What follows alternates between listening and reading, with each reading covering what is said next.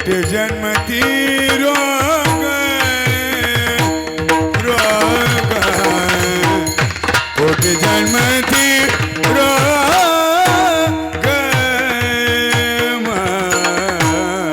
कोटी जन्मती रोग रोग कोटी जन्मती रोग तरी का म्हणावे आपला वर्ग तरी का म्हणावे म्हणावे आपला वर्ग राणी वसती औषधी औषधी राणी बसती औषधी तरी का म्हणावे आपला वर्ग तरी का म्हणावे आपला वर्ग राणी वसती औषधी राणी वसती तरी का म्हणाव्या निरापराधी तरी का म्हणाव्या निरापराधी तरी का म्हणाव्या तरी का म्हणाव्या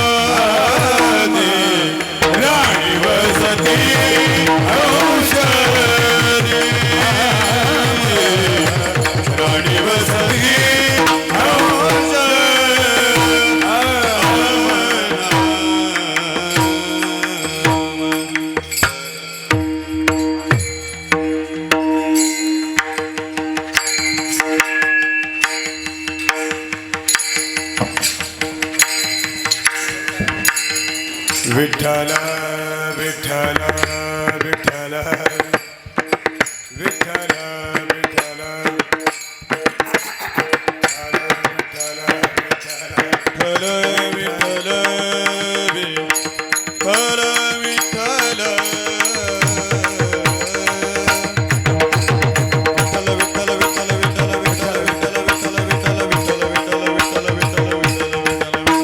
विठ्ठला विठ्ठला विठ्ठला विठ्ठला विठ्ठला विठ्ठला विठ्ठला विठ्ठला कुंडलिक वरदा श्री रामदेव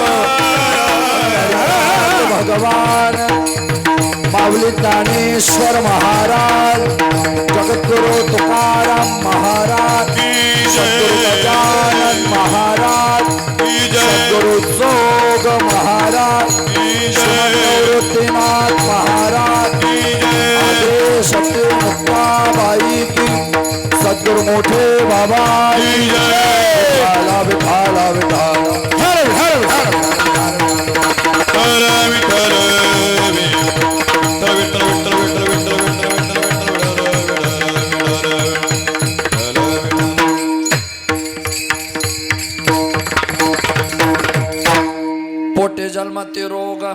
पोटे जन्मती रोग तरी का म्हणावे आप्तवर्ग राणी वसती औषधे तरी का म्हणाव्या निपराधे तैसे शरीराचे नाते तैसे शरीराचे नाते तुका म्हणे सर्व आपते राणी वसती औषधे तरी का म्हणाव्या निपराधे योंत प्रवेश मम वाच मिमां प्रसुप्तं संजीवयत्यखिल शक्तिधरस्वधामना अन्यांश्चास्त चरणश्रवणत्वगादी प्राणान् नमो भगवते पुरुषाय तोभ्यहम् पांडुरंग करू प्रथम नमन पांडुरंग करू प्रथम नमन पांडुरंग करू प्रथम नमन पांडुरंग करू प्रथम नमन पांडुरंग करू प्रथम नमन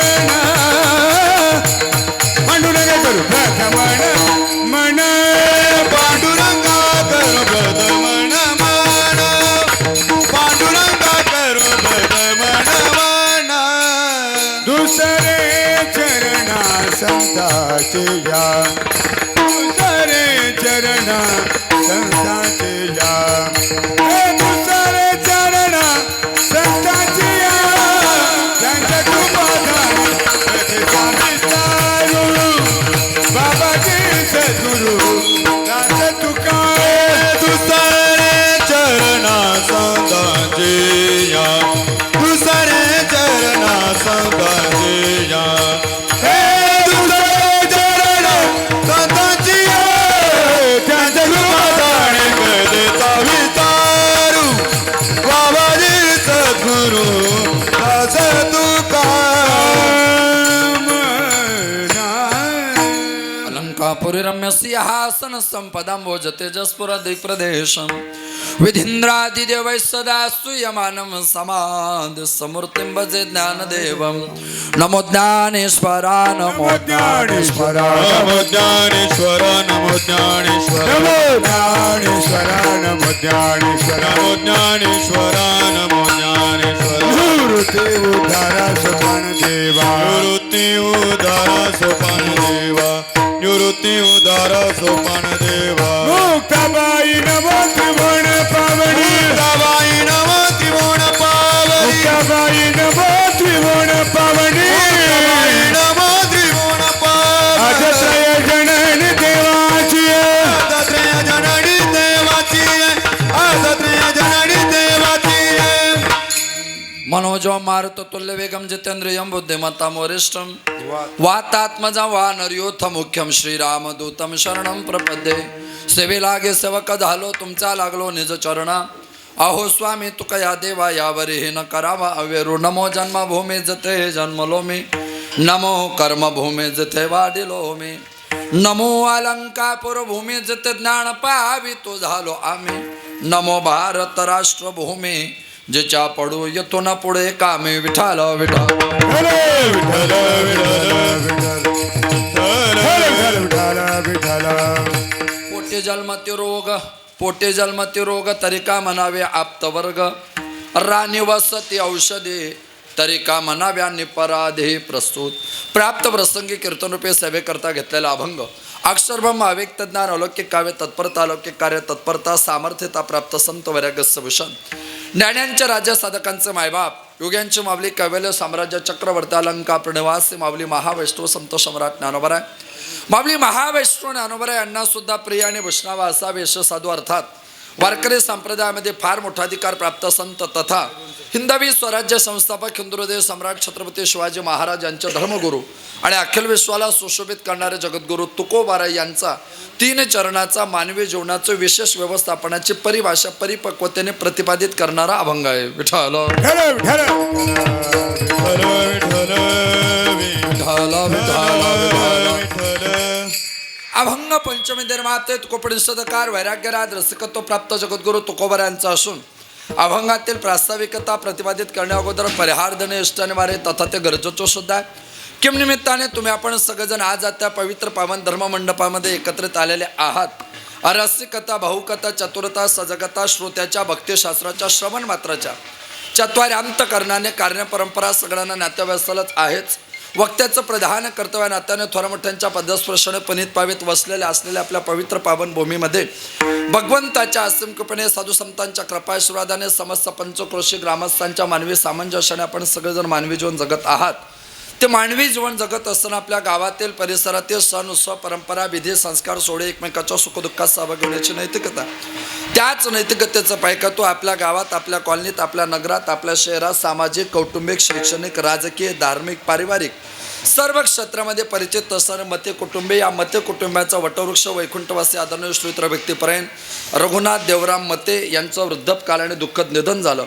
त्यांच्या चिरकाल स्मृतिगंधांना आध्यात्मिक चैतन्याच्या उजाळा देत असताना समस्त मते कुटुंबियांच्या विद्यमाने त्यांच्या कन्या जिजाबाई गंगाधर वडजे, त्यांचे चिरंजीव तानाजी रघुनाथ मते, त्याचप्रमाणे ज्ञानेश्वर रघुनाथ मते, शांताराम रघुनाथ मते, वसंत रघुनाथ मते, दत्तात्रय रघुनाथ मते, त्यांच्या सुनबाई मंगला तानाजी मते, मंदा ज्ञानेश्वर मते, त्याचप्रमाणे त्यांच्याच परिवारातील सुनंदा शांताराम मते, त्याचप्रमाणे त्यांच्याच कुटुंबातील गौरी दत्तात्रय मते, त्याचप्रमाणे मनीषा वसंत मते, त्यांचे नातू रामकृष्ण गंगाधर वडजे, योगेश गंगाधर वडजे, त्याचप्रमाणे ओंकार तानाजी मते, सुमित ज्ञानेश्वर मते, शिवम वसंत मते, वैभव शांताराम मते, वेदांत दत्तात्रय मते, देवांश दत्तात्रय मते, सुनंदा भगवान चौधरी, मंदा विलास चौधरी, मनीषा दीपक चुंबडे, त्याचप्रमाणे स्वाती योगेश वडजे, त्याचप्रमाणे त्यांच्या कुटुंबातील कामिनी विनायक खोडे, त्याचप्रमाणे सुजाता तानाजी मते, पल्लवी ज्ञानेश्वर मते, वैष्णवी वसंत मते, आकांक्षा वसंत मते,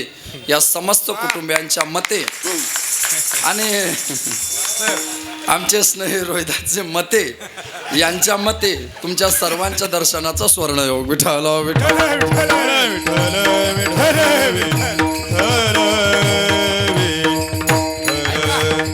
अभंग जगद्गुरु तुकोबरांचा जगद्गुरु तुकोबरांची गोड परिभाषा आहे. पोटे जन्मती रोग, तरी का म्हणावे आप्तवर्ग.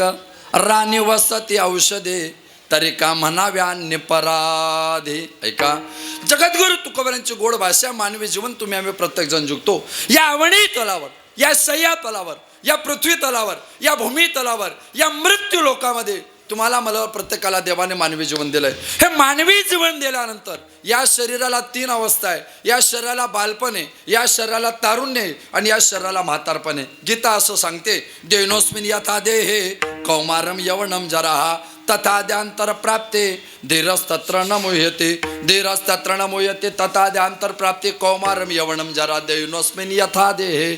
या श्लोकाचं मराठीत रूपांतर आहे. बालपण गेले नेनता तरुण दश विषय व्यथा वृद्धपणे प्रवर्तले चिंता मरे मागुता जन्म घरी. या श्लोकाचं हिंदीत रूपांतर आहे, चले जा रही है ओ मारा धीरे धीरे चले जा रही है ओ मारा धीरे धीरे चले जा रही है उम्र धीरे धीरे चले जा रही है उम्र धीरे धीरे. बालपन भेबेता जवानी भेबेते हाँ पण बिबीता तरुणपण बिबीता बालपण बेबेता जवानी बेबेते बालपण विविता जवानी बिबीता बुढ़ापा भी आ रहा है धीरे धीरे चली जा रही है उम्र धीरे धीरे चली जा रही है उम्र धीरे धीरे चली जा रही है उम्र धीरे धीरे उम्र धीरे धीरे उम्र धीरे धीरे चली जा रही है उम्र धीरे धीरे बालपन बेबेता जवानी बेबेते फिर बुढ़ापा भी आ रहा है धीरे धीरे चली जा रही है उमर धीरे धीरे या प्रमाणाचं बोट पकडून पुन्हा वारकऱ्यांकडे प्रमाणे आयुष्य जात आहे पहा काळ जपत से महा स्वहेताचा घोर वहा ध्यानी राहा श्रीहरीच्या हे शरीर मृत्यूकडे जातं काल व्याल मुखग्रास त्रास निर्नाश हे शरीराची होय माती ही शरीराची होय माती शरीराची होय माती शरीराची होय माती हा शरीराची होय माती कोणी न येते सांगाती कोणी न येते सांगाती कार्यावधी कामे कोटी आसायावधी कामे कोटी मन भरणारे. शरीराची होय केवळ माती कोणी न येते सांगाते माती या शरीराचा परिणाम आहे या शरीराला 4 प्रकारचं दुःख भोगायचंय गीता 4 प्रकारचं दुःख सांगते गीतेचं असं म्हणजे इंद्रियार्थेषु वैराग्य मन अहंकार एवच जन्म मृत्यू जरा व्याधे दुःख दोषानुदर्शनम जन्म मृत्यू जरा व्याधी वैराग्य मन अहंकार एवच इंद्रियार्थेषु वैराग्य 4 प्रकारचं दुःख प्रत्येकाला भोगावं लागतं 1 म्हातारपणाचं दुःख 2 आजाराचं दुःख 3 जन्माचं दुःख आणि 4 मरणाचं दुःख यापैकी 2 दुःख चुकवता येतात 2 दुःख चुकवता येत नाही 2 दुःखांना पर्याय 2 दुःखांना पर्याय नाही जो लोक तारुण्यात मरतात त्यांना म्हातारपणाचं दुःख नाही जो लोक निरोगी जीवन जगतात त्यांना रोगाचं दुःख नाही पण जन्म आणि मरणाचं दुःख संत आणि भगवंत सोडले तर प्रत्येकाला भोगावं लागतं जन्माचं मरणाचं दुःख प्रत्येकाला भोगायचंय ऐका जे लोक तारुण्यात जातात त्यांना म्हातारपणाचं दुःख नाही तारुण्यात जर मरण आलं तर म्हातारपणाचं दुःख नाही मी जेव्हा माझ्या कीर्तनामध्ये म्हातारे लोक पाहतो तेव्हा प्रकर्षाने सांगतो तुमच्यासारख्या म्हाताऱ्या लोकांपेक्षा आमच्यासारखे तरुण पिढी हजारपट भाग्यवान आहे तुमच्यासारख्या वयस्कर लोकांपेक्षा आमच्यासारखी तरुण पिढी हजारपट भाग्यवान आहे एक म्हातारे आजोबा म्हटलं असं काय भाग्य आहे तुमचं म्हटलं आजोबा आम्ही तुमच्यापेक्षा भाग्यवान आहे कारण हवामान खात्याचा अंदाज घेता आमच्या नशिबात म्हातारपण नाही म्हणजे जिथपर्यंत तुम्ही पोहोचले तिथपर्यंत आम्ही पोहोचू याची आम्हाला शाश्वती नाही तर गॅरंटीच नाही शक्यच नाही त्यापर्यंत पोहोचणं आता काय आपल्या प्रत्येकाकरता शक्य नाही जर तारुण्यात मरण आलं तर म्हातारपणाचं दुःख नाही निरोगी जीवन जगणं याच्यासह सुख जगामध्ये कोणतं नाही माणसाला रोग नसतं आजार नसणं व्याधी नसणं याच्यासारखा आनंद जगात कोणता नाही पण आपल्याला रोग व्याधी आजार होऊ नये असं वाटत असेल तर शरीराची काळजी घेणं तुमचं माझं प्रत्येकाचं काम आहे या शरीराला काही मूलभूत गरजा आहे शरीराच्या मूलभूत गरजा किती आहे मूलभूत गरजा किती आहे 3 अन्न वस्त्र निवारा आणि सी टाईप मोबाईल चार्जर ही मूलभूत गरज आहे बाकीच्या नसल्या तर चालेल हे पहिल्यांदा पाहिजे पूर्वी लोक घरी गेले की लोक पाणी द्यायचे, गुड पाणी द्यायचे, चहा द्यायचे. आता घरात घुसले की चार्जर आहे का? कारण 90% लोक डिस्चार्ज झालेत, मेंटली पण आणि बॅटरीत पण. ऐका, मूलभूत गरज आहे अन्न, वस्त्र आणि निवारा. वस्त्र असलं पाहिजे, निवारा असला पाहिजे, आश्रमाचे स्थान, कोपी गुहा, माणसाला घर पाहिजे. असे फार कमी भाग्यवान लोक आहे, फार कमी. जुने लोक म्हणायचे विहीर पाहावी खोदून, लग्न पाहावं करून आणि घर पाहावं बांधून. लग्न पाहावं करून, हा जुन्या काळामध्ये लग्नाचं एक वैशिष्ट्य होतं. 15व्या-16व्या वर्षी लग्न व्हायचे जुन्या लोकांचे. काय भाग्यवान असतील ते. म्हणजे 15व्या-16व्या वर्षी लग्न व्हायचं त्यांचं. 25-27 वर्षाचे झाले की लग्नाला 10-10 वर्ष होऊन जायचे. 30 वर्ष वय झालं आणि त्यांना जर मूलबाळ झालं नाही तर मायबाप म्हणायचे, भाऊ तुझं 30 वर्ष वय झालं, लग्नाला 12 वर्ष झाले, तुला मूलबाळ झालं नाही, तू आता असं कर,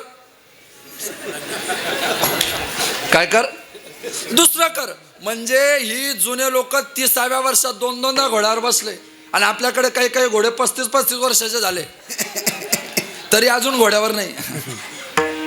नशीब काय केले, कारण घोडे पण विचार करायला लागले की कोणत्या गाडवाला बसवायचं. ज्यांना समजलं त्यांना धन्यवाद. बाकी आपण सोबतच कीर्तन होईपर्यंत. फार कमी भाग्यवान लोक आहे की त्यांच्या शेतात 2-2 विहिरी आहे. फार कमी भाग्यवान लोक आहे की त्यांच्या शहरात 2-2 घर आहे. फार कमी भाग्यवान लोक आहे की त्या 2-2 घरात राहणाऱ्या सुद्धा, हो 2-2 आहे. सगळ्यांना नशिबात नसतं ते, त्याला भाग्यच लागतं. भाग्याचे आणि भडसे उद्यमाचे निमित्त. ऐका, या प्रणालीमध्ये घर असलं पाहिजे, वस्त्र असलं पाहिजे. पण वस्त्र कसं परिधान करावं त्याचं वैशिष्ट्य आहे. तुम्ही आहारशास्त्र जसं आहे ना तसं आपल्या धर्मामध्ये वस्त्रशास्त्र आहे. कपडे घालायची पद्धत आहे. माणसाने कपडे कसे घालावे त्याचं पद्धत आहे. जगात असे 2च ड्रेस आहे भारतात की त्या 2 ड्रेसला मान्य आहे. एक आहे पंजाबी ड्रेस आणि दुसरा आहे नऊवारी साडी. नऊवारी साडी आणि पंजाबी ड्रेस हे भारतीय संस्कृतीचे ड्रेस आहे. आता आपल्या खरं म्हणजे पंजाबी ड्रेस हा पंजाबमधल्या महिला घालतात, पण मग मागच्या 5-7 वर्षात महाराष्ट्राचे जवळपास पंजाब झालाच आहे, अर्धा जास्त. हो, त्या पंजाबी ड्रेस आणि नऊवारी साडीचं वैशिष्ट्य काय माहिती का? आपल्या युद्धाचा जर तुम्ही अभ्यास केला तर युद्धामध्ये फक्त पंजाबच्या आणि महाराष्ट्रातल्याच महिला युद्धामध्ये भाग घेत आहे. इतर कोणत्याच राज्यातल्या महिला तुम्हाला युद्धात भाग घेताना सापडत नाही. त्याचं कारण असं इतिहासामध्ये की पंजाबी महिला पंजाबी ड्रेस घालतात, भारतीय महाराष्ट्रातल्या महिला नऊवारी साडी परिधान करतात. आणि नऊवारी आणि पंजाबी हा एकमेव 2च ड्रेस असे, त्याच्यात त्या दोन्ही ड्रेस परिधान केल्यावर घोड्यावर मान मांडता येते आणि युद्धसुद्धा करता येतं. तुम्ही लक्षात घ्या, हे जे आहे ना, हे काही कॉमन सेन्स अंदाजाचं ज्ञान नाही, याच्या मागे काहीतरी शास्त्र आहे की ते परिधान करताना. तुम्ही विचारा 6वारीवाल्यांना गाडीवर बसताना हाल कसे असतात. कपड्याचं शास्त्र आहे ना, वस्त्र कसं परिधान करावं त्याचं शास्त्र आहे. वस्त्र परिधान करताना शास्त्राचं. म्हणून मी नेहमी सांगतो, आदमी जितने ज्यादा फैशन के कपड़े पहनता है उतना दिल में पापी होता है. आदमी जितने ज्यादा फैशन के कपड़े पहनता है उतना दिल में पापी होता है. इसलिए तो महाराष्ट्र का वारकरी संप्रदाय सफेद कपडे पहनता है. वारकरी म्हटला की वारकऱ्याला लाल ना रंगव में हरी ना रंगव अपने रंग में रंग दे चुनरिया.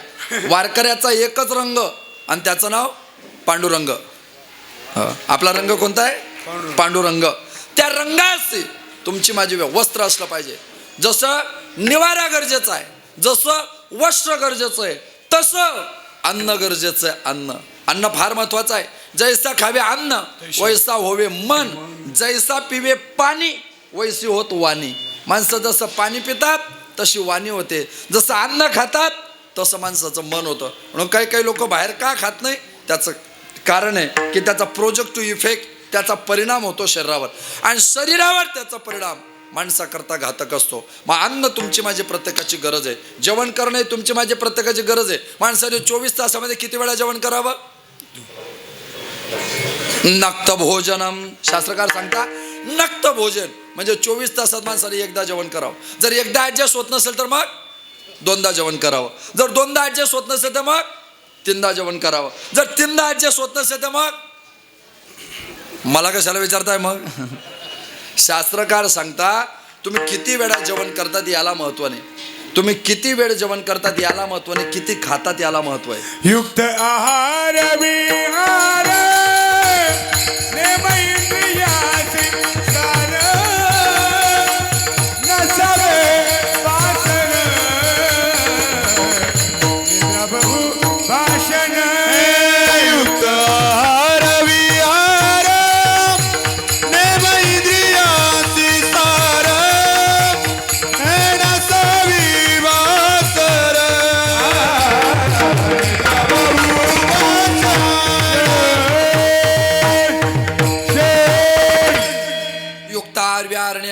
पित्तास्य सार नसावे भासर निद्रा बहुभाषण.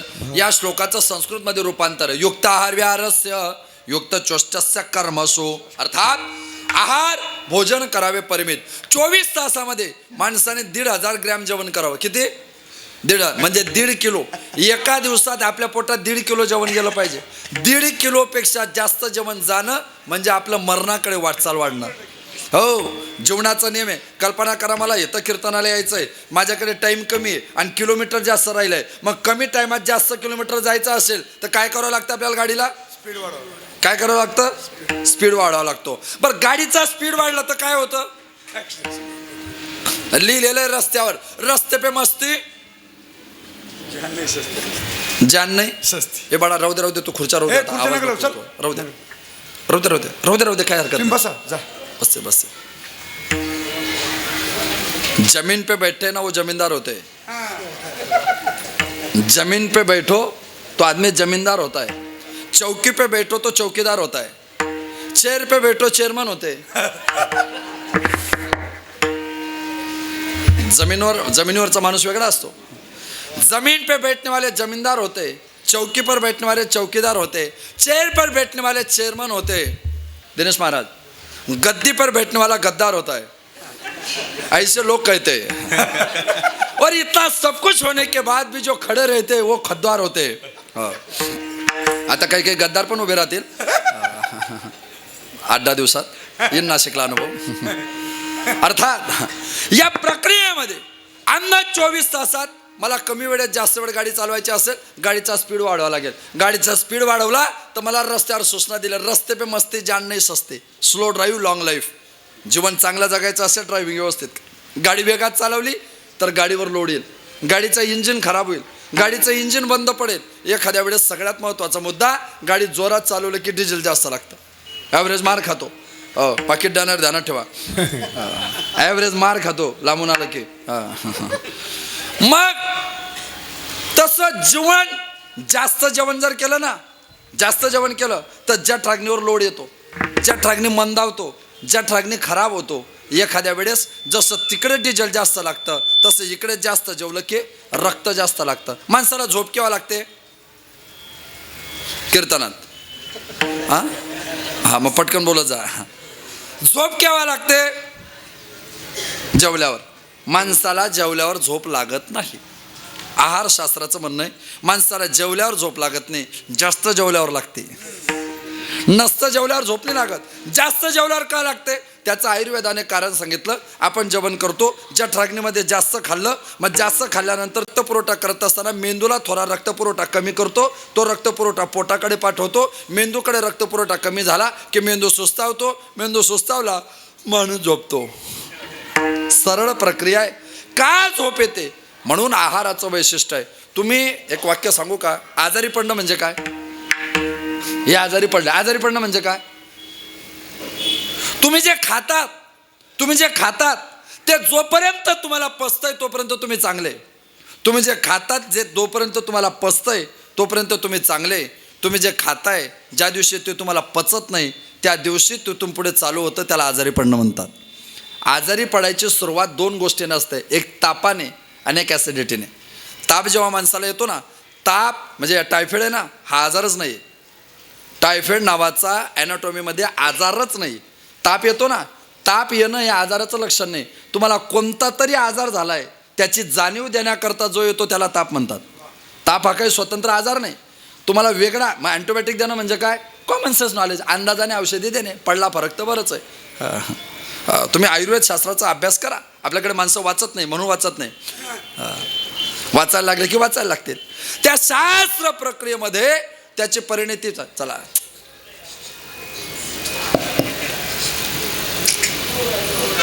हा ठीक आहे हो नाही ठीक आहे काय विठाला विठाला विठाला विठ्ठल. त्या आहारशास्त्र प्रक्रियेमध्ये आपण जे खातो ते आपल्याला पचत नाही आणि मग ऍसिडिटी होते. कधी कधी जेवताना लोक आग्रह करतात चपाती घ्या, नको आय एम फाईन. चतकोर ओके, आज चतकोर तर घ्या. सांगितलं ना तुम्हाला ओके म्हणजे ओके. आणि आता जर मला चपाती वाढली ना तर जेवता जेवता मी तुमच्या शेजारी ओके, आणि जेवण करताना जर कोणी ओके तर शेजारी बसलेल्या माणसाच्या छातीच्या वाढतात ठोके. तो म्हणतो ह्याच्यापेक्षा आपल्या घरातला तो बरा, कोण पिके का, तो फक्त बके, हा डायरेक्ट ओके. हा डायरेक्ट ओके, तो फक्त बके. उलटी होणं म्हणजे काय? ओमेट, वांती, ओकारी, वमन, उलटी. तिला उलटी का म्हणतात? आयुर्वेदाने कारण सांगितलं तिला उलटी का म्हणतात. आपण जेवण करतो ना, ताटातला घास हातात घेतो, हातातला घास तोंडात घेतो, आणि तोंडातला घास पोटामध्ये पचवण्याकरता पाठवतो, याला म्हणतात प्रक्रिया सुलटी. तोंडातला घास पोटामध्ये पचवायला पाठवणं ही प्रक्रिया सुलटी. पण पोटात गेलेला घास पोटात न पचता पुन्हा तोंडा वाटेच बाहेर येतो, तिला म्हणतात उलटी. ती सुलटी, ही उलटी, आणि ती उलटी आरोग्याला घातक ठरते. आपल्या आरोग्याला ॲसिडिटी नावापासून आजार सुरू होतो. मग आजार जेव्हा सुरू होतो तेव्हा माणसं आजारी पडतात. बरं, आजारी पडलो की आपण कोणाकडे जातो? कोर्टात. डॉक्टरकडे. हां, कुठे? पटकन बोलत जा बरं, मला एवढा गॅप चालत नाही. मग कीर्तनाची पद्धत एकदा चालू झालं की मला जय विठ्ठलपर्यंत कनेक्टिव्हिटी आणि कंटिन्युटी लागते. गॅप पडला की मला काही पण सुचतं. माझी पद्धत एखादा म्हणून म्हातारा त्याचा जीव लवकर जात नाही. घरातले लोक 10 मिनिटांनी चेक करतात, आहे का गेले, आहे का गेले, आहे का गेले. तसं कीर्तन होईपर्यंत तुम्ही माझ्याकडेच पाहायचं, आहे आहेच. आता कसं काय जाईल घेतल्याशिवाय? तुमच्या कीर्तनाचा अभिप्राय घेतल्याशिवाय कसा जाईल? तुमचे मन पापी आहे, तुमच्या डोक्यात पाकिट आलं. सोच अपने अपने, थिंक टँक, बौद्धिक विचाराची ती क्षमता असते. ऐका, मग आम्हालाही वाटतं की आम्ही जगलो पाहिजे, शरीर टिकलं पाहिजे. मग आम्ही आजारी पडतो. मग आजारी पडल्यानंतर आम्ही डॉक्टरकडे जातो. डॉक्टरचे 3 प्रकार आहे, ॲलोपॅथी, होमिओपॅथी आणि आयुर्वेद. या 3 प्रकारच्या डॉक्टरांकडून आम्ही औषधी घेतो आणि आमचा रोग निवारण करतो. तसं संसाराच्या दुःखाचा रोग झाला की निर्गुण निराकार 1, निर्गुण साकार 2 आणि सगुण साकार 3, या 3 डॉक्टरांकडे आपल्याला जावं लागतं. आता रोग कुठे जन्माला येतात? आपल्या पोटी जन्माला येतात. आपल्या पोटी रोग जन्माला येतात. रोग आपल्याच पोटी जन्माला आलेले. तुकाराम महाराज म्हटले, आपल्या पोटी जर रोग जन्माला आले तर ते रोग वाढले पाहिजे याच्याकरता प्रयत्न करतो का संपवण्याकरता प्रयत्न करतो? संपवण्याकरता. जर पोटी रोग आले त्या रोगाचे लाड करतो का त्याला संपवतो?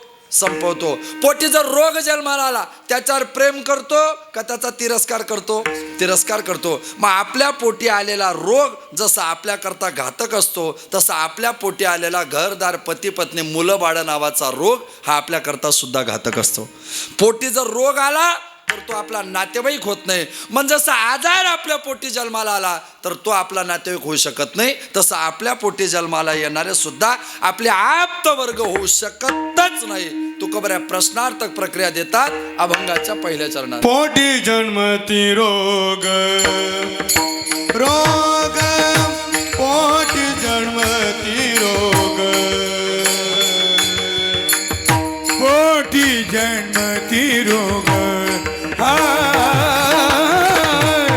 पोटी जन्मती रोग, हे पोटी जन्मती रोग, तरी का म्हणावे आप्तवर्ग, तरी का म्हणावे आप्तवर्ग,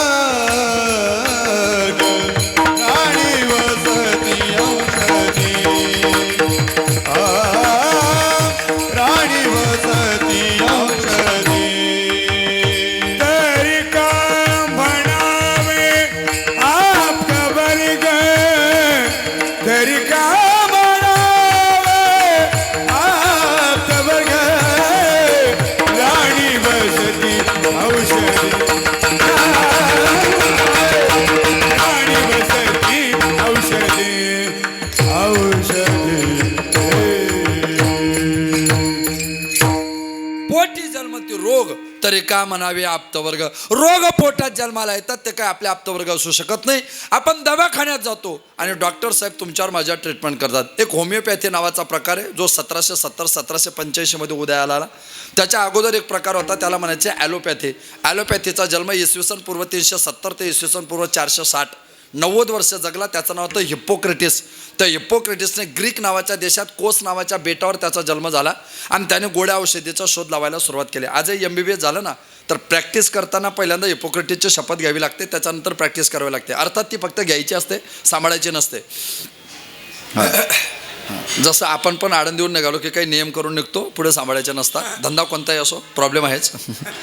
हा, तर त्या हिप्पोक्रेटिसने शोध लावला गोड्या औषध इंजेक्शनची पहिली प्रक्रिया. हिप्पोक्रेटिसचा आदर्श त्या हिप्पोक्रेटिस इंजेक्शनचे 4 प्रकार आहेत. आपण IV इंजेक्शन घेतो ना, त्याच्या 4 प्रकार आहे. पहिला प्रकार आहे स्नायूमधून, दुसरा प्रकार आहे रक्तामधून, तिसरा प्रकार आहे त्वचेच्या पापुद्र्याच्या खाली आणि चौथा प्रकार आहे पापुद्र्याच्या मध्ये. अशा 4 पद्धतीने इंजेक्शन, त्याला IV वगैरे अनेस्थेसिया म्हणजे ते प्रकार म्हणतो. त्या हिप्पोक्रेटिसला विचारलं की हा सगळा शोध तू कुठून लावला. तुम्हाला ऐकताना आनंदच वाटला पाहिजे. हिप्पोक्रेटिस ग्रीक देशात राहतो. तो म्हणतो की मी या सगळ्या 4 प्रकारच्या औषधांचा शोध लावला. याचं कारण मी भारतातलं रामायण वाचलं म्हणून मला ते शक्य झालं. चला, रामायणामध्ये असं कसं होऊ शकतं. तो म्हटला मग रामायणामध्ये लक्ष्मणाला शक्ती लागली आणि लक्ष्मणाला जेव्हा शक्ती लागली तेव्हा लक्ष्मणावर रामायणामध्ये 4 प्रयोग वाल्मिकी रामायणात झाले. पहिला प्रकारे त्याला जिथं शक्ती लागली होती ना त्या जखमा धुतल्या गेला. त्याला आयुर्वेदात नाव आहे विशल्य करणे, म्हणजे जखम स्वच्छ करणे. विशल्य करणे, जखम शिवल्या जाते, तिला म्हणतात आयुर्वेदामध्ये संधनी. आता पूर्वीच्या काळामध्ये जर टाके पडले तर ते टाके पडल्याने जागा दिसायचे, म्हणजे पूर्ण परफेक्ट व्हायचं नाही. आता अलीकडचे टाके पडले तर जागा क्लिअर होते, दिसत नाही, प्लॅस्टिक सर्जरीसारखं होतं. का माहिती का पूर्वीच्या काळातही टाके पडायचे पण जागा टाके पडले असे दिसायचे नाही. पहिली गोष्ट जखम स्वच्छ करणे, विशल्य करणे, ती शिवणे, संधनी आणि त्याच्यावर सोन्याच्या पापुद्र्याचा लेप लावणे, त्याला म्हणायचे सुवर्ण करणे. आणि मग बेशुद्ध पडलेलं पेशंट शुद्धीवर आलं पाहिजे आणि त्याला ताकद आली पाहिजे, त्याच्याकरता प्रयोग करायचे, त्याला म्हणायचे मृत संजीवनी. मृत संजीवनीमध्ये जिचा वापर व्हायचा त्याला म्हणजे पुनर्वसू. हो, पुनर्वसू नावाच्या वनस्पतीचा वापर आजही पुनर्वसू आयुर्वेदामध्ये कुठेही प्राप्त होते, एखाद्या दुकानावर प्राप्त होते.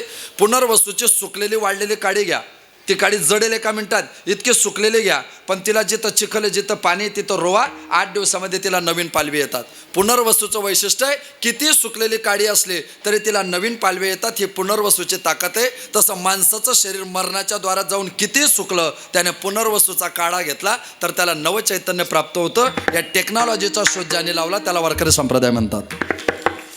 तुम्ही लक्षात घ्या, आपल्याकडे काय आयुर्वेद एक स्वतंत्र शास्त्र आहे. लोक फक्त आयुर्वेदाची औषधे घेतात म्हणून घेतात. बाबूड असते ना, बाबूडची साल खाल्ली पाहिजे, पण बाबूडची साल कोणती खातात, जी वर निघालेली असते, बोट लावलं की लगेच निघते. बाबूडीची वरची साल खायची असते, निंबाची आतमध्ये गेल्यावर पिवळ्या पापुद्र्याची खायची असते आणि आंब्याची जी झाडाला चिपकलेली असते ती खायची असते. बाकी कोणतं कधी काय खायचं असतं, माझ्या फोनपेला पैसे टाका, मी ऑनलाईन पण क्लासेस चालवतो. माझा नियम आहे, हळूहळू ढाडे ढाडे केतुले नाही एक वेडे, एका पाकिटात काय कडे. या अर्धी ओवी ज्ञानेश्वर महाराजांची आणि उरलेली अर्धी ओवी ज्ञानेश्वर महाराजांची. ज्यांना समजलं त्यांना धन्यवाद, बाकी फिर मिलेंगे ब्रेक के बाद. ऐका, त्या प्रक्रियेमध्ये आयुर्वेदामध्ये आम्ही जाऊ. त्या हिप्पोक्रेटिसचा सत्कार झाला ना, त्याला म्हटलं तू काय म्हणणं आहे. तो म्हणे माझं काहीच म्हणणं नाही, मला पैसे द्या. म्हणे मग मला भारतात जायचंय. का जायचंय भारतात. तो म्हटला मला भारताच्या मातीचं दर्शन घ्यायचंय, ज्या मातीने महाभारत आणि रामायणासारखे ग्रंथ जन्माला घातले.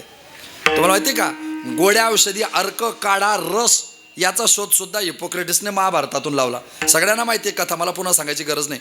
त्या महाभारतामध्ये देवदानवांचं मंथन झालं.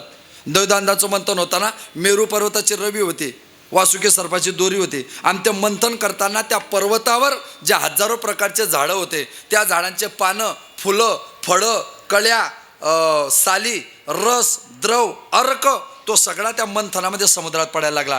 तो धन्वंतरीने सगळा रस एका ठिकाणी जमा केला आणि देवांना प्यायला दिला. तो जगातला पहिला आयुर्वेदिक काढा, त्याचं नाव अमृत. ही टेक्नॉलॉजी बरं. आपल्याकडे माणसाला दुरुस्त करायच्या 2 परंपरा आहे. एक परंपरा आत्रेय परंपरा आणि दुसरी परंपरा आहे धन्वंतरी परंपरा.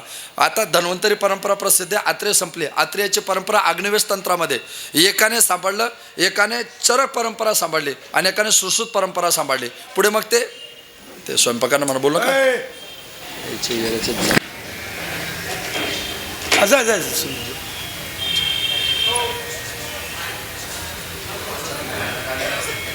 भयानक.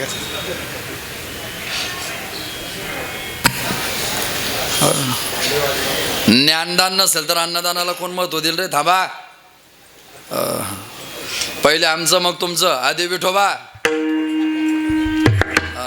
मग पोटोबा. मग त्या परंपरेमध्ये आम्हाला प्रत्येकाला पर्याय दिला. त्याने सांगितलं की मी त्याच्यातून शोध लावला, मग त्याने त्या टेक्नॉलॉजी वापरल्या. पण जगातली प्राचीन पद्धत तिचं नाव आहे आयुर्वेद. आयुर्वेद अश्विनी कुमारापासून आहे. अश्विनी कुमार. त्या अश्विनी कुमारांना अश्व म्हणजे घोडा. त्यांना अश्विनी का म्हणायचं माहिती का? त्या अश्विनी कुमारांना अश्विनी कुमार म्हणायचा अर्थ आहे, अश्विनीचा अर्थच आहे अश्व म्हणजे घोडा. म्हणजे घोड्याचा जितका वेग असतो तितक्या वेगाने तुमच्यावर उपकार करून तुम्हाला दुरुस्त करायची ताकद ज्याच्यात आहे त्यांचं नाव अश्विनी. अतिशय प्रचंड विद्वान अश्विनी कुमार. त्यांच्या विद्वत्तेला चॅलेंज नाही. आणि मग तुम्हाला मला रोग जन्माला येतात. माणसं आजारी का पडतात, रोगी का होतात, याच्या आयुर्वेदाने 7 कारणं सांगितलंय. माणसाच्या रोगाच्या दुःखाच्या 7 कारणं आहे. एक आदिबल प्रवृत्त रोग, 2 जन्मबल प्रवृत्त रोग, 3 दोषबल प्रवृत्त रोग, 4 स्वभावबल प्रवृत्त रोग, 5 दैवबल प्रवृत्त रोग, 6 दैवबल आणि 6 संघात बल दैव रोग. संघात म्हणजे दुसऱ्याने वार करणे. आदिबल प्रवृत्त रोग. आदिबल आई चांगली, वडील चांगले, पोरगा कधी अपंग जन्माला येतो, कधी बहिरा जन्माला येतो, कधी आंधळा जन्माला येतो. मग हा जो मुलगा जन्माला येतो काय कारण त्याचं? मायबापाचा काय दोष आहे? त्या पोराचा काय दोष आहे? आदिबल. आयुर्वेदाने इतकं गोड सांगितलंय, तुम्ही जेव्हा तुमचं लग्न होतं आणि तुमचं प्लॅन ठरतो की मला आता मुलाला जन्म द्यायचा आहे, संतती जन्माला घालताना आयुर्वेद सांगतो तुम्ही 3 गोष्टीने फिट पाहिजे. तुम्ही शारीरिक फिट पाहिजे, तुम्ही मानसिक फिट पाहिजे आणि तुम्ही बौद्धिक फिट पाहिजे. केवळ शारीरिक फिट असणारे लोक उत्तम संतती जन्माला घालू शकत नाही. त्याला शारीरिक, मानसिक आणि बौद्धिक या 3 पद्धतीने आपल्याकडे परिपक्वता असली पाहिजे. मग आता बौद्धिक, शारीरिक आणि मानसिक जर तुम्ही फिट असाल तर आयुर्वेदाचं म्हणणं जळकेकर महाराजचं नाही, तुम्हाला होणारी संतती मुलगाच असते. पण तुम्ही मेंटली डिस्टर्ब असाल, बौद्धिक कमी असाल आणि शारीरिक कमकुवत असाल तर 99% तुम्हाला होणारी संतती मुलगी असते. मोठमोठे व्यापारी, मोठमोठे व्यावसायिक, मोठमोठे राजकारणी, रात्रंदिवस कीर्तन करणारे महाराज लोक, यांना होणारी संतती शक्यतो मुलगी असते. राजकीय क्षेत्रामध्ये पहा तुम्ही, मोठमोठ्या लोकांना मुली जास्त आहे. लोकांना त्यांना मुली आहे, त्याचं कारण असं आहे ते फिजिकली आणि मेंटली डिस्टर्ब आहे, म्हणून चांगली संतती जन्माला घालू शकत नाही. काहीतरी ॲडजस्ट करावं लागेल. एक तर आपण तिकडे चला, काय होतं त्याला, adjustment is the best policy.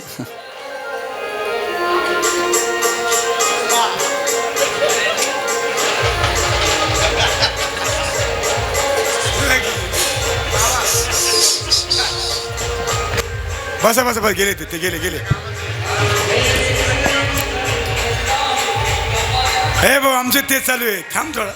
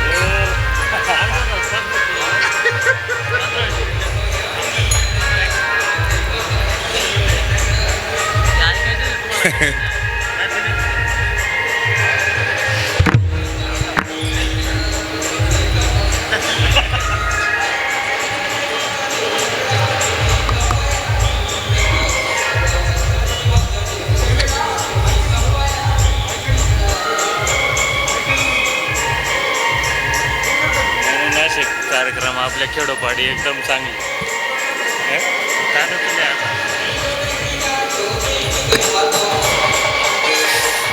कुठं गेला आपला?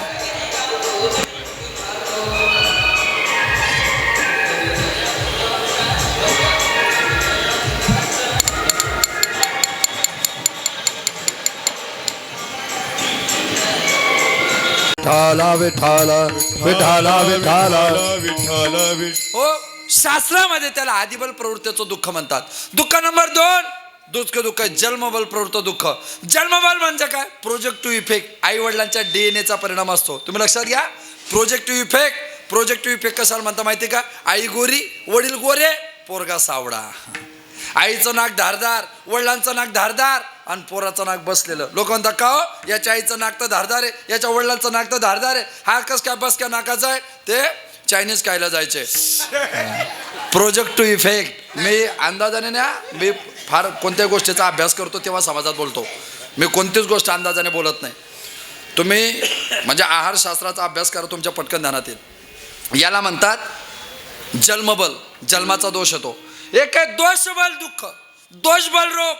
म्हणजे आई वडील चांगले, एक भाऊ चांगला, एक भाऊ वाईट, एक दारू पिणारा आणि एक माळकरी. आई एकच आहे, वडील एकच आहे, एकाच घरात जन्माला आले, एकाच ताटात जेवले, एकाच गलीत खेळले, एकाच घरात वाढले, एकाच शाळेत शिकले, तरी मोठ्यापणे एकाला जळगावचा पाटील आवडतो, दुसऱ्याला सिंदखेड्याचे पाटलीन आवडते.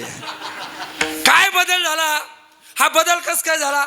हा बदल होण्याचं कारण आहे, आता जरी ते एकाच मायबापाच्या पोटी जन्माला आलेले असले तरी मागच्या जन्मात ते दोन्ही एका मायबापाच्या पोटी होते का? नाही. मग मागच्या जन्मात ज्याचं जसं पाप तसा त्याचा या जन्मात वाईट जन्म, मागच्या जन्मात ज्याचं जसं पुण्य तसा या जन्मामध्ये त्याचा सत्कर्म. याला म्हणतात दोषबल प्रवृत्ताचा रोग, म्हणजे माणसाचा दोष.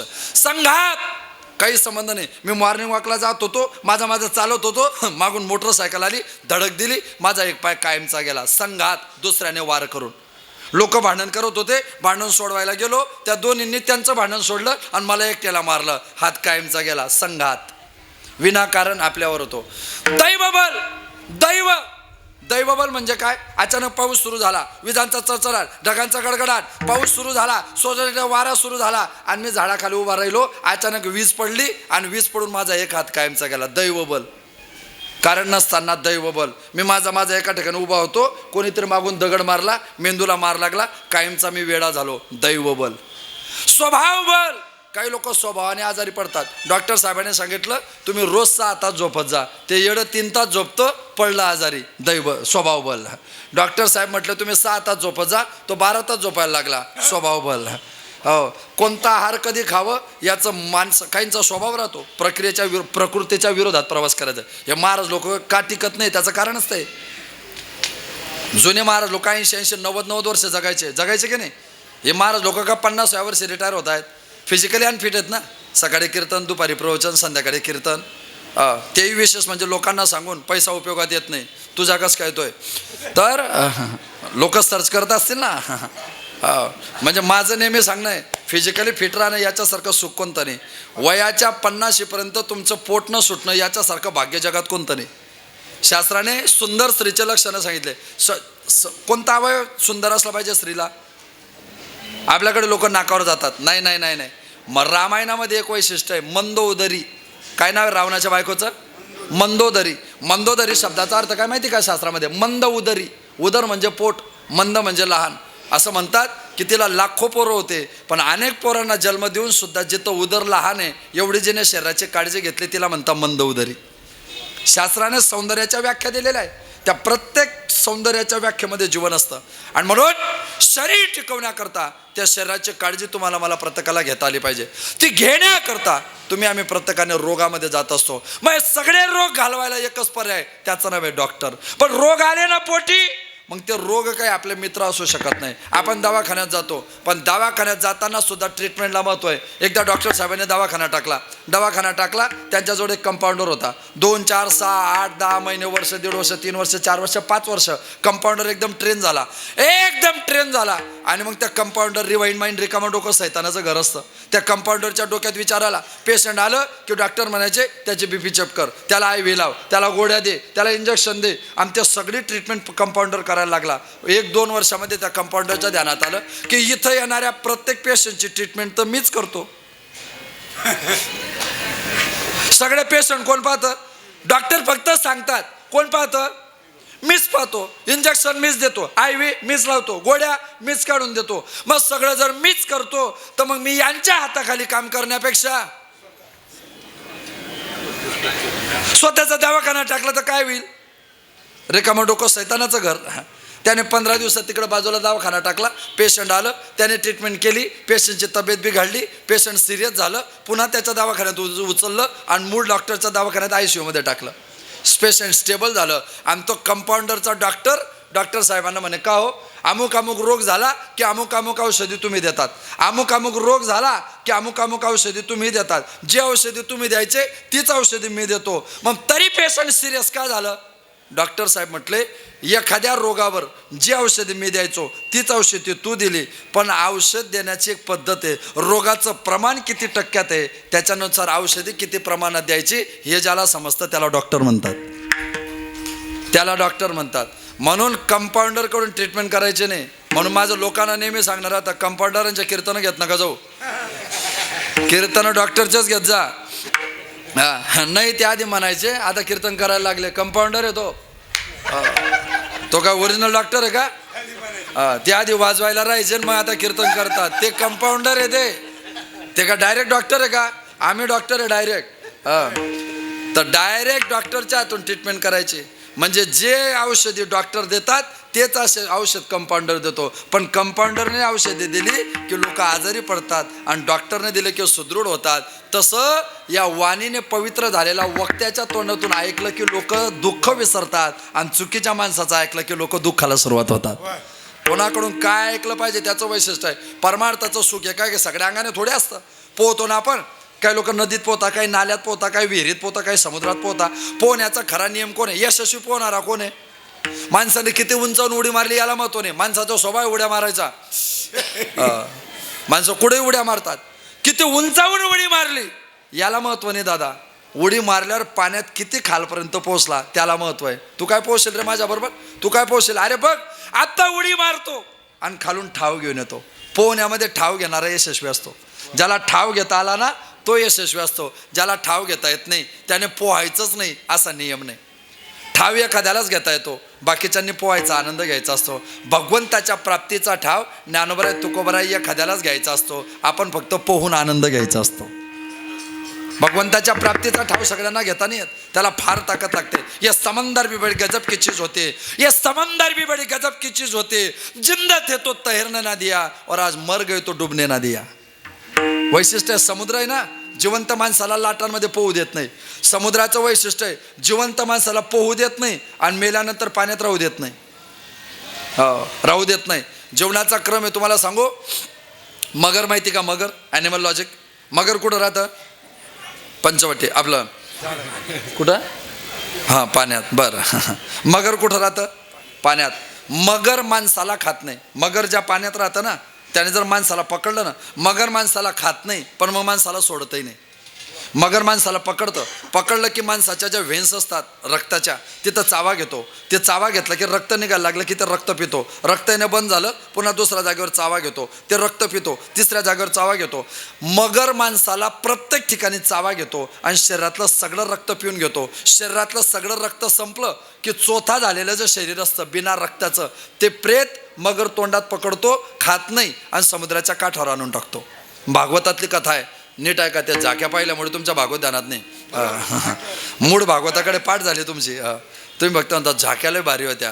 तर मग त्या मगराचं वैशिष्ट्य आहे, त्या मगराचं वैशिष्ट्य आहे तो माणसाचं फक्त रक्त पितो आणि रक्त पिणं झालं की प्रेत, चोथा झालेलं प्रेत काठावर आणून सोडतो. भागवतकार सांगतात माहिती आहे का, या समुद्रामध्ये मगर असा आहे जो रक्त पितो आणि चोथा झालेलं प्रेत काठावर आणून ठेवतो. या संसाराच्या समुद्रामध्ये बायका पोरं सोरं तुमच्या तारुण्याचं रक्त पितात. रक्त संपलं की तो मगर जसा पाण्यात ठेवत नाही काठावर आणून सोडतो, तसं माझं तारुण्य संपलं की मेल्यानंतर हेच घरातले लोक स्मशानाच्या काठावर मला आणून सोडतात. या आयुष्याची ताकद आहे.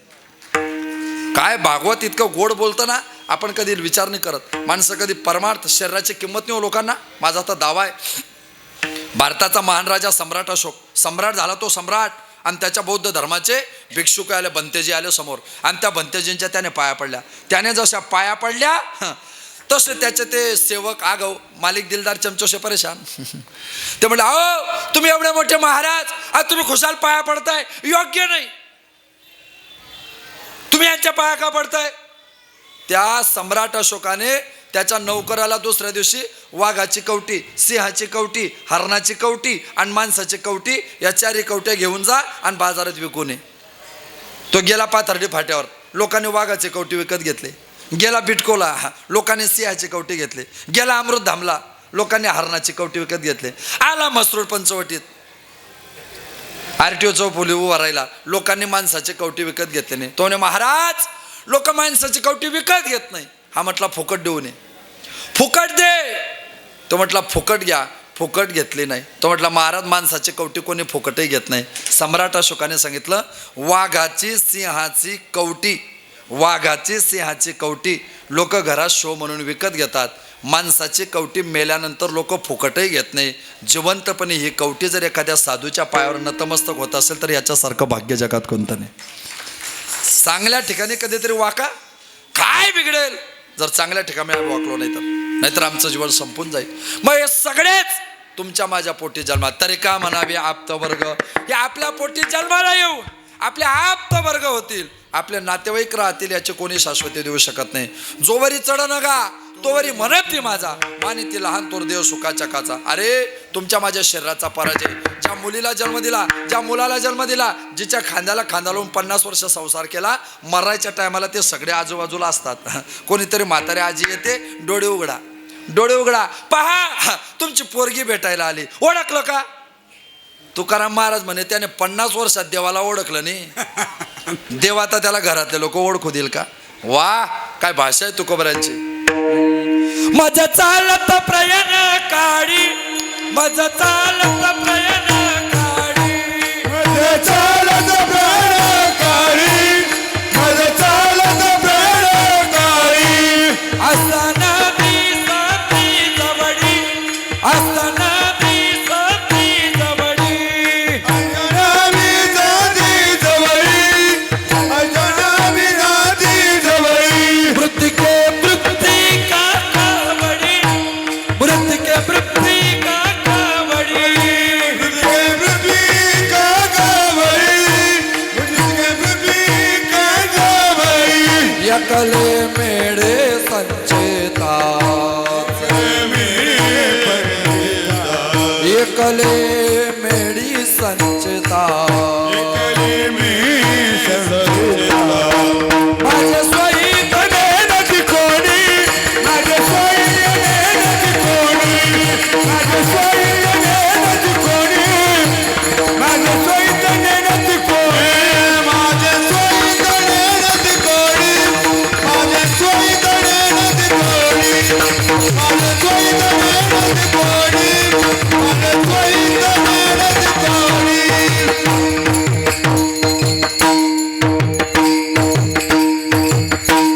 माझं चालता प्रयाण काढी, असताना दिसते जवळी. माझ्या जवळ आहे सगळे घरातले, पण मला दिसत नाही. आता देवाने माझा अपमान केला, देवाने माझी भूमिका सोडली. संपलेश्वरी जोपर्यंत ताकद. अरे डोळ्याची किंमत काय ज्याला डोळे नाही त्याला विचारा, पायाची किंमत काय ज्याला पाय नाही त्याला विचारा, हाताची किंमत काय ज्याला हात नाही त्याला विचारा, डोक्याची किंमत काय ज्याला डोकं पण डोकं नाही त्याला विचारा. हो डोक्यावरच्या काड्या केसाची किंमत काय ज्याचा एरडायचा खर्च चालू झालाय त्याला विचारा. हो हो डोक्यावरच्या कशा का वेना केसांची किंमत काय ज्याला टक्कल पडलंय त्याला विचारा. प्रत्येकाचं वैशिष्ट्य इंद्रियाची किंमत आहे, आपण कधी लक्षात नाही घेत, आपल्याला कळत नाही. देवाने असा एक प्राणी जन्माला घातला त्याला मेंदूच दिला नाही. असा एक प्राणी त्याला मेंदू दिला नाही. कोणाला मेंदू दिला नाही असा प्राणी कोण आहे ॲनिमल लॉजिकमध्ये? खेकडा. खेकड्याला मेंदू नाही म्हणून तर मेंदू नसलेले माणसं त्याला खातात. हा असं आहे ते ॲडजस्टमेंट. माझा एक मित्र म्हणे मेंदू नसलेले माणसं नाही खात, ज्याला डबल मेंदू आहे ते खाता येत. ऐका असा एक प्राणी आहे त्याला कान दिले नाही, कान दिले नाही असा प्राणी आहे. चक्षुश्रौत त्याला ग्रामीण भाषेत आपण काय म्हणतो? सर्प, साप. सापाला कान द्यायचे का नाही याची महाभारतात चर्चा झाली. महाभारतात सगळे एकत्र सृष्टी निर्माण करायची होती ना, मग देवाने ठरवलं कोणाला काय द्यायचं, कोणाला काय द्यायचं, कोणाला काय द्यायचं. मग देताना देवाने प्रत्येकाला दिलं आणि मग सापाला कान द्यायचे नाही ठरलं. का द्यायचं नाही? कारण सापांमध्ये सगळ्यात महत्वाची जात आहे तिला म्हणतात शेष, शेषनाग. आणि शेषनागावर कोण झोपलंय? हा भगवान विष्णू. आता सगळ्यात देवांना संकट आलं की ते कोणाकडे जातात? विष्णूकडे. आणि मग विष्णूकडे गेले की देवाची स्तुती करतात. श्री अनंता मधुसूदना पद्मनाभा नारायणा जगद्व्यापका जनार्दना आनंद गणा विनाशा. त्या विष्णूची ते स्तुती करतात, त्या देवाची ते स्तुती करतात. आणि स्तुती केली की माणसाची मान डोलते, कारण इथल्या देवाला ती जाणीव दे. तुम्हाला एक सांगू का? पंडित रघुनाथ ठाकूर परदेशात गेले, इटलीला. इटली माहिती आहे ना? इटलीची नाही हो, इटली हा इटली. त्या इटलीचा राजा होता हुकुमशाह मुसोलिनी. आणि मुसोलिनी एकदम डिस्टर्ब होता, त्याला झोपच लागत नव्हती. मोठे लोक फार डिस्टर्ब असतात. त्या मुसोलिनीला झोप लागत नव्हती. त्याला कोणतरी सांगितलं तुम्हाला झोप लागत नाही का? ते म्हणे नाही. बरं त्याचं पाप, झोप लागली नाही की आपल्याकडे लोक कीर्तनाला जातात. चला बा कीर्तनात, घरी नाही तर कीर्तनात तरी झोप लागेल. आता इटलीत काय कीर्तनाचा संबंध? त्याला झोपच लागत नव्हती. मग त्याला म्हटलं पंडित रघुनाथ ठाकूरांचं शास्त्रीय गायन आहे. गायनाच्या हिंदुस्थानी पद्धती आणि कर्नाटकी पद्धती. त्या हिंदुस्थानी महाराष्ट्रीयन पद्धती ते गायन करणारे, या तुम्ही गायनाला. त्याने पंडित रघुनाथ ठाकूरांना विचारलं तुम्ही काय गातात? ते म्हणे मी शास्त्रीय गायन करतो. तो म्हणे नाही आम्ही रॉक संगीत, पॉप संगीत, मेलोडी, मायकल जॅक्सन आम्ही तिकडे प्रवास करतो. ते म्हटले शास्त्रीय ऐका. आणि पंडित रघुनाथ ठाकूरांनी खमाज राग गायला. खमाज हा स्वतंत्र थाट आहे 10 थाटापैकी. आणि खमाज राग गायला असं म्हणतात, खमाज गायला ना तर माणसाची ऊर्जा जागृत होते. आणि ते ऊर्जा जागृत झाली आणि तो खमाज राग ऐकला आणि त्या पंडित मुसोलिनीची मान डोलायला लागली आणि तो झोप लागायला लागली. राग संपला. त्याने विचारलं महाराज अहो काय गायलं तुम्ही? पंडित रघुनाथ ठाकूर म्हटले हा महाराष्ट्रातल्या वारकरी संप्रदायाचा बोट पकडणारा खमाज राग आहे. हो म्हणा असं? हो हो. पण याने एवढी ताकद कस काय दिली की माझे मान डोलायला लागले. आता पुढचं वाक्य ऐका माझं, तुमच्या ध्यानात येईल. ज्याचं गायन ऐकलं की कमरे खालचे अवयव हलायला लागतात त्याला परदेशी गायन म्हणतात. ज्याचं गाणं ऐकलं की पाय हलायला लागतात त्याला परदेशी गायन म्हणतात. आणि ज्याचं गायन ऐकलं की हृदयाच्या वर मान डोलायला लागते त्याला वारकऱ्याचं गायन म्हणतात. मान डोलायला